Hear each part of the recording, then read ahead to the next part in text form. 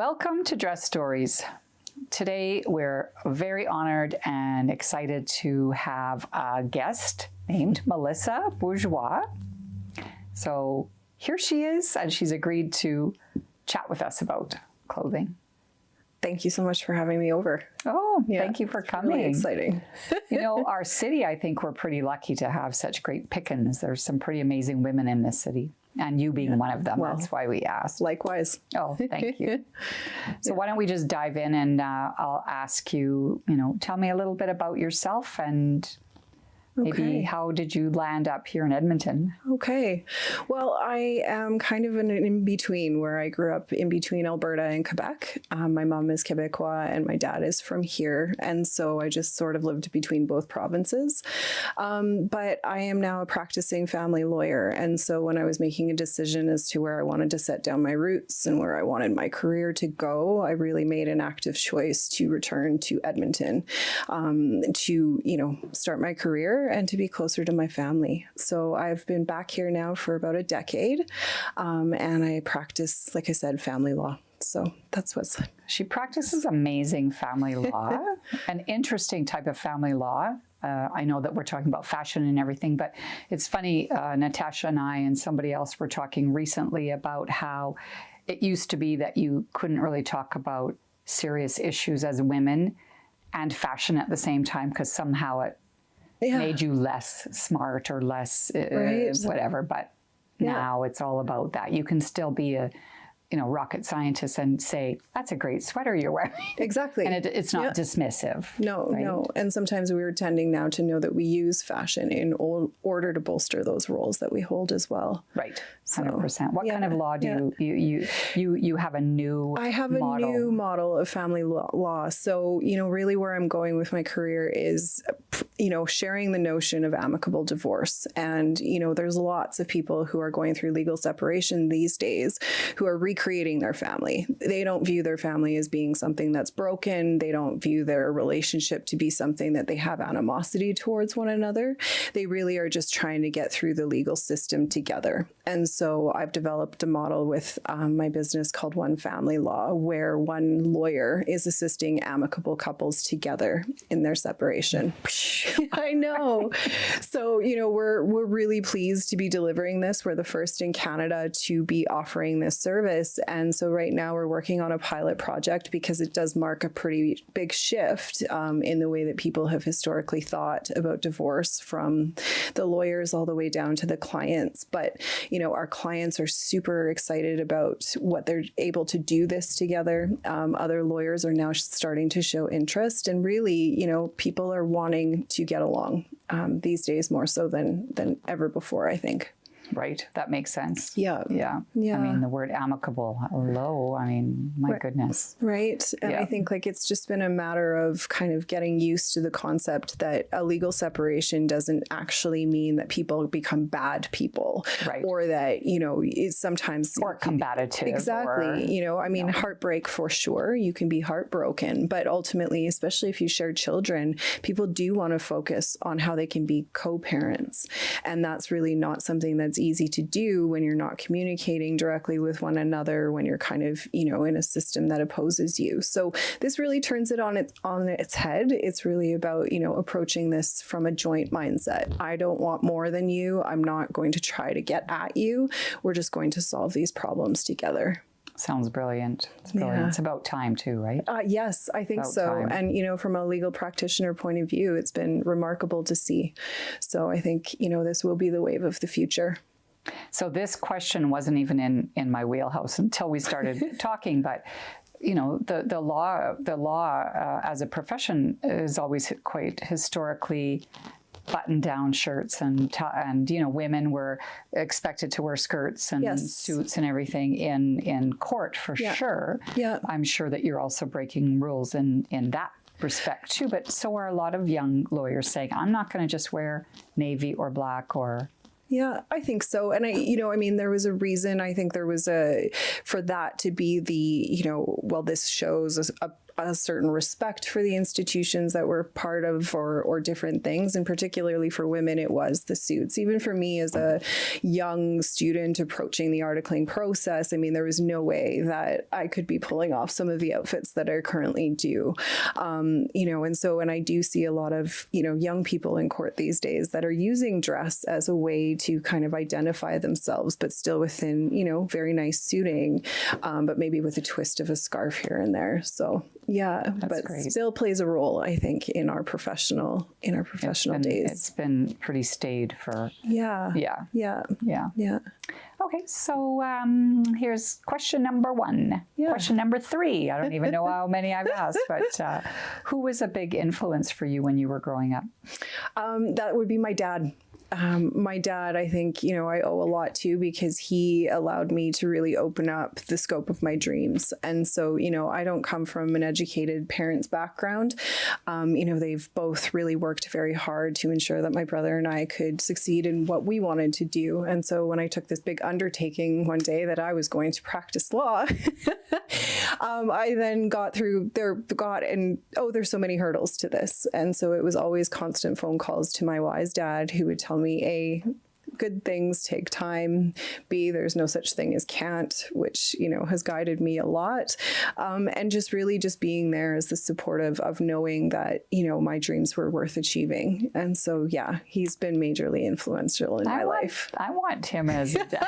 Everyone does. Peter has this big, big heart. He's this big softie. So, we all count ourselves very fortunate to have this man who just, has taken the helm and really, done a lot for both my brother and I.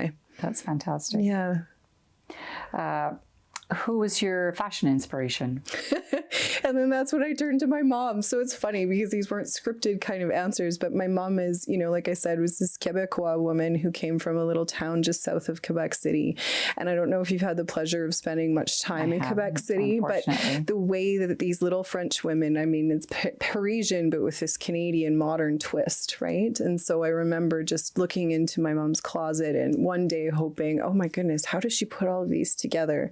And so she would say to me, like, it'll take time. You're going to figure yourself out, right? But no one puts a scarf with a pattern and a, big puffy jacket. And, she's this petite little thing as well. So she tends to kind of own it in her own way. So that inspiration, and then realizing that my grandmother also had closets and closets full of beautiful things that I used to play with when I was young. Nice. Yeah. Yeah. Do you have a favorite designer or? Yeah, Margaret Howell. So she's a British designer, yes. and I did bring a few pieces from her. And there's just a utilitarian functionality to every piece that she's designed. And what I like is that there's kind of this ability that I can dress certain pieces up, but everything is just very, well tailored, super comfortable, and I think even androgynous in many ways. And that's something that in my latest kind of style phase that I'm recognizing, I do play with that a lot.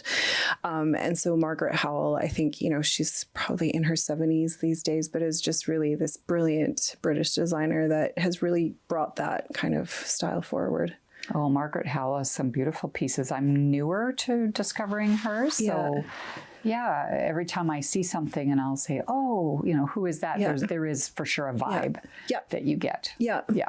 And as a young professional, like, again, that is something that when I wear those pieces, they're so, there's an element of sophistication to them, but also really just this ease. So when I'm at my desk all day, I don't feel like I used to when I had these very tight dress suits on, right? That I'm able to kind of play the boundaries between both. Yeah. And I know that I've met you here in the store too, and we've talked about vintage, but have you always been open to vintage clothing and shopping secondhand? And Yeah. I did most of my university studies in Montreal, and so there's no better place for a student with no money, but all access to all of these stores. And so, there's this one in particular called Hatio, and he would have these, $20, but that could get you to the club with a whole different outfit, right? Because the patterns were just there. And that was before the days that things were, I don't know, I call them overly thrifted. So there was a lot of purity to what you could get. And then vintage to me is just what the meaning often is behind the pieces. So then when you were asking me kind of these questions, I thought, oh yeah, vintage means different things to different people.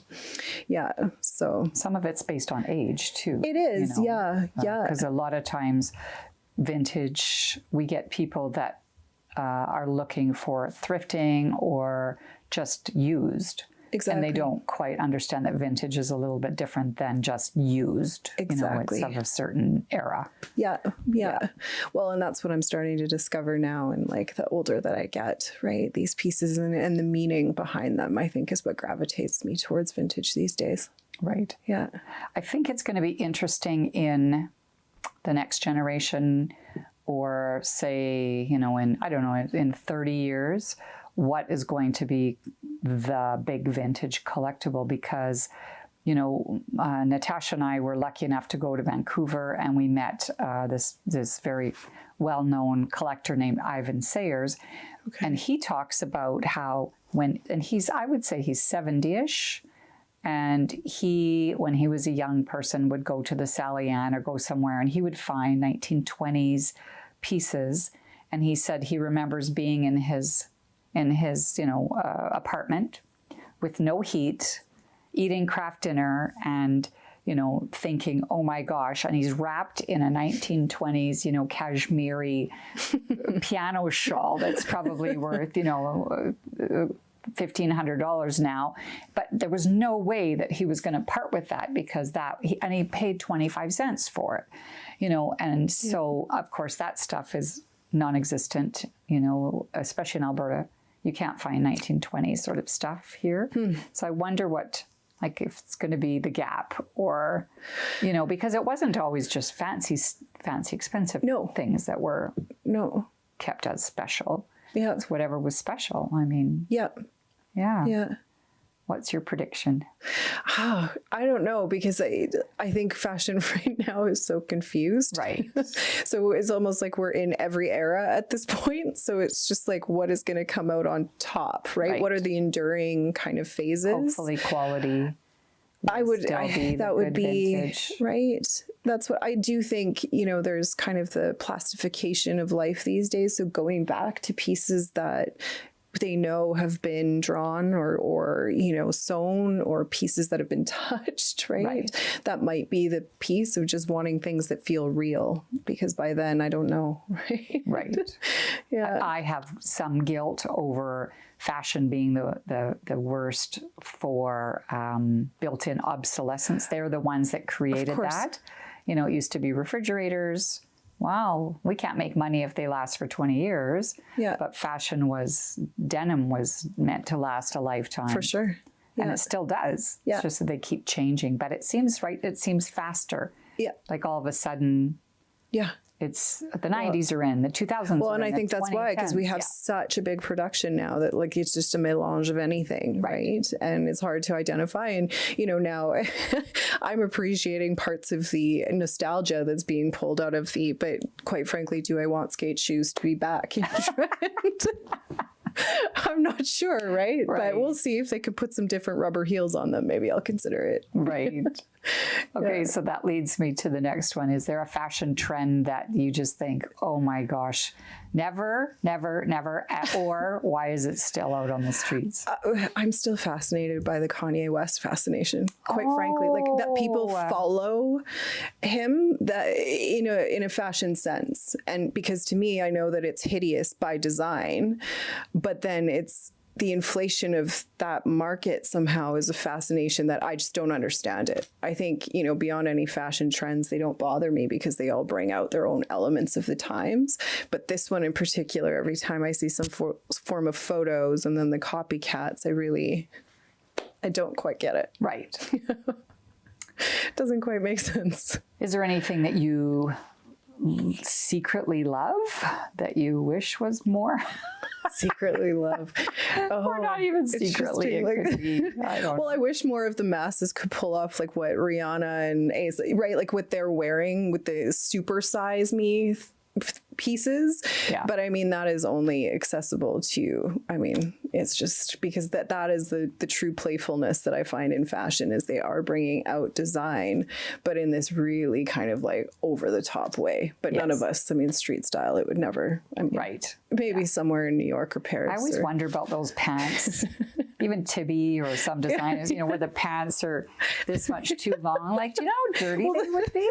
Well, that's what we've talked about, right? This new trend of the pants coming back. But when we were teenagers, we didn't care that those drug in the snow, and then our moms were telling us, and then we'd be wet all day at school, but satisfied. But that's back now, and I'm like, what? Didn't we decide that was probably not the best way to go? Idea. Yeah. Yeah. I mean, never mind wearing shoes in your house, let alone the dirty pants. Like, yeah, in Canada. And maybe Canada has a, you know, I recognize that a lot of my style comes with layers, that I wouldn't necessarily have that style if I lived full-time in Portugal, let's say, right? So maybe those pants do work for people who live in Arizona. And then they probably don't want to wear denim, so never mind. A scorpion in the hammer someday. Yeah, no. Yeah. So very particular. Funny. Yeah. Do you remember your first shopping experience? Yes, I do. Again, in Quebec, like there's a little mall called Sainte Foy, and that's where the first Simon's was, in the Old Port and there. Yes. And so that's kind of my first foray. And then, you know, having grown up here, because I lived, my childhood was in Edmonton. So Manulife Place, it was really, it's etched in my memory banks, you know, first haircut at Bianco Nero, first, right? Like my little outfits, when you look back on those little outfits that my mom could find back in the 80s, we all know where those come from, right? So shopping was kind of a big piece, I realize, of my childhood that, you know, kind of informed how I dress today. That's fantastic. So, yeah. Yeah. Do you think that, besides the scorpion thing, do you think that Edmonton as a city has sort of shaped who you are, fashion-wise, and just who you are, I guess, as a person? Yeah, absolutely. I think, you know, for those of us who may be considered, or we consider our style a little bit different than what, you know, the classic Edmonton style is, there's still a space for it. And there's still a space where I've entered now utilitarianism into my dress, simply because I know that the patterns are going to be what they are. And so, you know, Edmonton has shaped in more ways than one. And really, you know, there's a reason I've chosen to call it home as well, right? Because it's a place for growth, and then always just meeting fantastic people doing their thing. Right. I say hail Edmonton. Right. You know? Yeah. People ask, why do you live there? Why? Well, you know, my sister lives in Toronto, and we talk about how a tiny little apartment, you know, is $2,600, or, you know, at least here, it's more affordable, and we can go elsewhere. I think if you were a young person paying $3,000 a month rent in Victoria, Vancouver, I mean, any of the big cities. Well, and it's all a trade-off, right? And I think, you know, the older that I get, the more I realize that as well. Like conversing with some of my friends who live in, you know, these magnificent big mega cities, but that comes with a trade-off of other things as well. And so, you know, as I age, I realize I'm a little sensitive to traffic, like just din of traffic. And so then I consider, okay, what would life look like for me if that was a daily thing? You know, and I live quite close to my offices in walking distance, but same, right? Like just kind of what is that trade-off? And Edmonton, you know, that's one thing we'll always say, nothing beats the people or the community here. We are so supportive of one another. 100%. In a way that, in many ways that you know, when I was in my 20s, I ran off to Vancouver. You know, I thought I'm going to live somewhere else, but no, I mean, I ended up back here for many reasons. Yeah. The only thing about it is it's far away from the rest of the world. So you have to take some steps, right? Yeah, not a lot of direct flights. No. So, you know, EIA, if you're listening. Right. Yes. Hello. Hello. We'd like some more directs. Yeah. So how has your style changed over the years? Or has it changed over the years? I think it's always been a little eclectic and a little different. I have always worn skirts. Like it was always kind of this thing. And so that adds a funkiness when you can play with some tights and you can play with a sweater over top. But over time, I think my style has changed in that it's just mine. I don't really kind of follow. Of course, there's hues and textures and things and trends that we kind of know are coming every season. But aside from that, I really just dress for, and I think I learned this during the pandemic, and I had been single before for a little bit and learned the art of, I'm going to dress myself. Like, what is it? And then, how do I feel the most comfortable? Because again, for me, I use it as a way to present myself to the world. And so it's not flashy, or at least I don't consider it to be, but it's just very much unique and in my own way. Yeah, that's a great. So I've just been able to own it, I think, Right. kind of. I think there is an okay thing with fashion and feminism. That's the thing, right? Yeah. And then just using it, in your very own way, and each of us gets to do that, right? With no judgment on anybody else's style, but this one's just mine, and it's not built for you, and it's not built for you, right? So yeah, but that's what I would say has changed, is just an ownership of it and less dependence on, okay, what's the style going to be? Am I going to need these pants now? I'm going to need the etnies again, that kind of thing, right? It's exhausting. It is. Well, and it's too expensive, and that's where I found then you end up buying those things that have no meaning. Right. And so, yeah. Here. Yeah. Is there something that you might tell little Melissa about fashion and about evolving and stuff that maybe you wish that you knew, or just something? Yeah, I think little Melissa, she transitioned in different shapes and sizes in her body shape. And I think there were times when that wasn't so comfortable. And I think then trying again to just fit into, at the time, what the norm and the fashion and the, dictated was not the service that I would render her today. Just allow myself to wear those big billowy things while I was figuring out how this thing was going to present itself to the world, right? So kind of some tenderness, but certainly little me when she was just dressed by my mom, fantastic. I would love to go back to her. Yeah, that's great. All right, on that note, I think that what we'll do is we'll take a look at some of the pieces that you've brought, and we can see some of the great, I think there's some Margaret Howell there, so yay. Yeah. So the thing that impresses me the most on this rack compared to my closet is this beautiful color. So if you had to pick your favorite thing on this whole rack, what would it be? My favorite thing, probably a tough thing. Yeah, well, it is. I mean, when you were asking me, but this dress really is my favorite piece. It holds a lot of sentimental value for me. It was kind of my first foray into British design and British fashion. So this is a label called You Must Create. They're now YMC, but again, I wore this dress. I've worn this dress in literally every occasion. I've worn it to court. I've worn it to parties, but really it travels incredibly well. And I just feel, there's a little belt to it sometimes that I add. I can add a big necklace. So this would be my favorite dress. If my apartment lit on fire, I would be very sad to lose it. Oh, I love it. It's like a corduroy. It is. And it's got so many different colors that I can play with when I'm layering it, depending on the season. So it's really functional, kind of, takes me into the spring and then, starts me back in the fall. So yeah, she can be pretty great. Yeah. So I'm not as up on the contemporary designer histories, but my two favorite sweatshirts are YMC. Yeah. And No. Where are they from?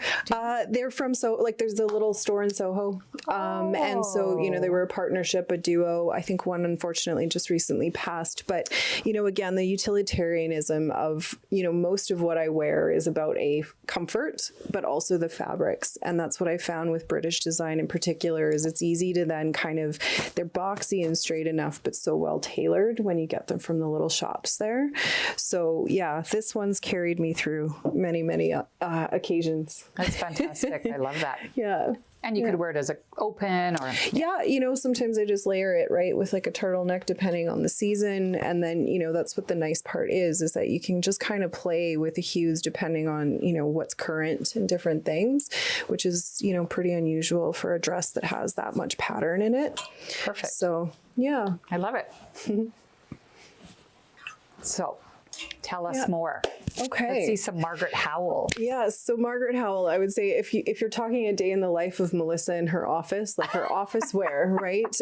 It would be very Margaret Howell. So, you know, all three of these pieces are her. And just what I love is that there's just this like I use this word utilitarian way too much, but it's just so functional for me. So, you know, there's little pockets in this dress. If you see, or in this skirt, you see the little pocket in the back that just adds a little something. And this it is doesn't like a wrinkle. heavy denim kind Exactly. of So they travel really well because they go to conferences or different meetings. And so, you know, that paired with one of these shirts, which I think I have about 6 of them in different, you know, times of the season, different fabrics, but really I can, again, just layer them with everything, roll the sleeves up a little bit, right? Add a little something to my neck and it changes the whole thing. So you don't need that many of them.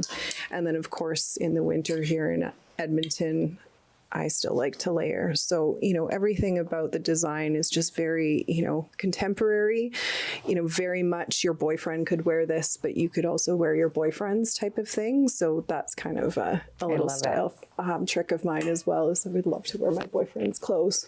Very nice. Yeah. So this stylish shirt, back in the 80s, there was a bar called Goose Looney's, and it was this crazy big nightclub. Yeah. And I had a boyfriend that spent, I don't know, $400 on a beautiful, I think it was Armani shirt at Holt's. Yeah. And we went out. And at the door, they said, "I'm sorry, sir, your shirt has no collar."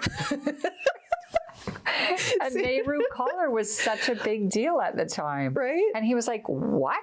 Like, this is my designer." And it was just some, I don't mean to be disrespectful, but some beefcake at the door who's just like, had strict rules that unless you had a collar. And he was just like, "But it's Armani." Well, that's the thing, right? But as a lawyer who's kind of, you know, playing with some boundaries here, like this does have a button-up shirt. It might not have a collar, but, you know, again, I've worn these in court with, you know, a more kind of formal jacket, but they just still keep that edge that I really like. They're on trend from 1910 to now. I mean, this is the most classically beautiful silhouette. And just so comfortable. Love it. Like, that's the thing. I love it. Okay, I digress. I talk about it. And then when I had blah, blah, blah. Okay, let's see some color. So this little shirt here is also one of my favorites. It's a marin, but really what I like about it is the colors in it. So they're very unusual, but, you know, that's really what I play with in my style is I start with something that, okay, well, what am I playing with? What's this pattern? And then, you know, if I was wearing this, and I've worn this 4 seasons now, different seasons, you know, sometimes with a cream blazer and a cream skirt. But, you know, I'm really someone who likes to play with a double collar these days. And so then what I'll do, and it's a very London thing that I pulled a couple years ago, where I was like, this is very clever. So you pull up your, you know, your underlying collar and then it pops up. And then again, Melissa always being cold, if I was wearing this to work next week, I would just add kind of something. I love this whole, like, this is the solution to mine and Natasha's being cold all the time. We need to well, in these little, you know, and there's some really good Canadian companies. I don't know if you've heard of Cottons, K-O-T, right? So they are the ones behind these beautiful, you know, but they're really ethically well made and they're timeless as well. I think Coles carries it, right? Do they? I'm not sure. I order them online. Yeah. But really that's what I like, is just to kind of, because, you know, that doesn't mean we can't have fun. And here in Edmonton, when it's so cold, this would never be something that I could go to work wearing and feel comfortable for the day. So, you know, this I pair with, you know, just these jeans, these kind of things. These are Studio Nicholson. She's another one of my favorites. Nick Wakeman, she's a brilliant, brilliant designer in London. And this denim, it just can't be beat. So, you know, this, what I like also is that I can wear these jeans with literally any piece on here. And so, you know, what I kind of thought about was, this is kind of weekend wear and where would I be going? And, you know, voila. This is my pièce de résistance.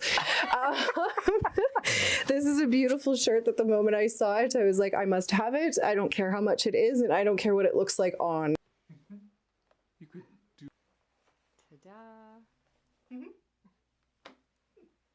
you know, has gone on dance floors in London. It has also taken me out for brunch. It has, you know, no matter how you wear it, it just has this like really great way of being. I love it. It's just really great, right? The only thing that I would gripe about is that, you know, it tends to get really, you know, creased sometimes. But, you know, even if you look at the way that it's designed in the back, so it comes out as this cape kind of thing. And so, yeah, again, you can just play around with what you want to put underneath it. But when you're dancing and you just, you know, need something that you don't want anybody really to know what's underneath, you just want to flow, that's this one. So this is an ageist question. Yeah. Do you have an iron? Do you own an iron? I have both. I have both. Hurrah! I didn't know that was a thing. Is that up for debate? So many young people don't have irons. Really? Yeah, they've never had an iron. They don't know how to work an iron. Really? They either have a steamer or nothing. I mean, but that does it well. But again, if your clothing doesn't have any, right? I mean, like, cotton is harder to steam. Yeah, well, but it won't, right? Like it wouldn't. Yeah. There's no way that the collar would. So that's a great piece. Yeah, it is. Such a good color. Yeah. So I think that's kind of, you know, the breadth of what I brought. That's kind of a week in the life, essentially, of what I do. And, you know, the rest of me is always just in something very cozy when I'm not kind of out in the world. So nice. Yeah. That's a good way to be. Yeah. Nice and cozy. I just sold a dress today that I'm kind of kicking myself. It was a 70s red maxi from Saks Fifth Avenue, but it was velour. Oh. And I thought, if I'm going to wear a dress over the holidays, it should be velour, but it's no longer mine. It's no longer here. Anyway, yes, I'm sure that's kind of a difficulty. Quel dommage. Is that the right thing to say?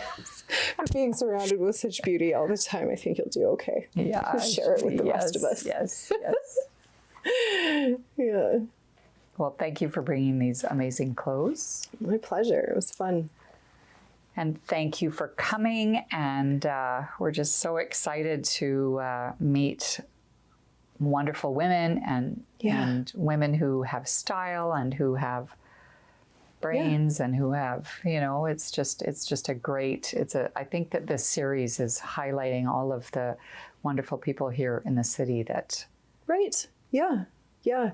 And we might just not be known as a destination for that. But I do think like there's lots of inspiration that we've all pulled from one another over the years. Right. And that just keeps growing. So it was a real privilege to be here. Thank you very much. Fantastic. Thanks again, Melissa. Thank you.